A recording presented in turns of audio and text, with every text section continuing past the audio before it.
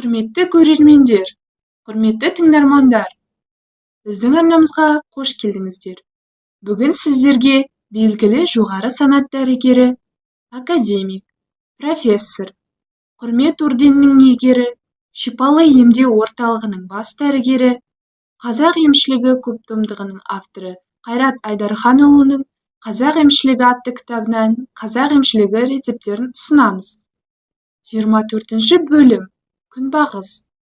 Астралылар тұқымдасына жататын бір жылдық мәдени өсімдік.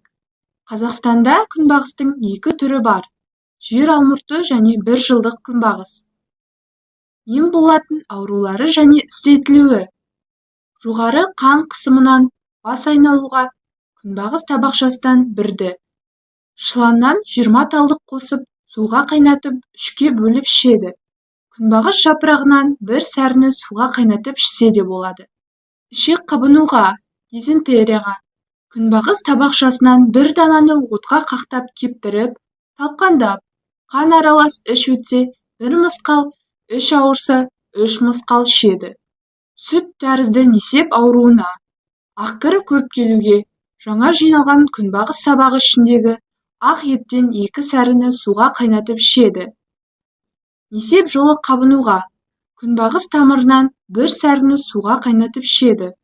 Ұзақ уақыт қайнатуға болмайды.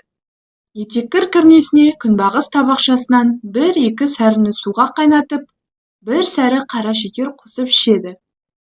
Жатыр қызметі бұзылуынан қан келуге күнбағыс табақшасының сабағынан 1 талды күйдіріп талқандап, күніне 3 рет, әр ретте 1 мысқалдан қайнаған су немесе дәрілік сары арақпен ішеді. Қан ұюдан етеккірдің ауыртып келуіне күнбағыс тұқымы 5 мысқал, долана 1 сары.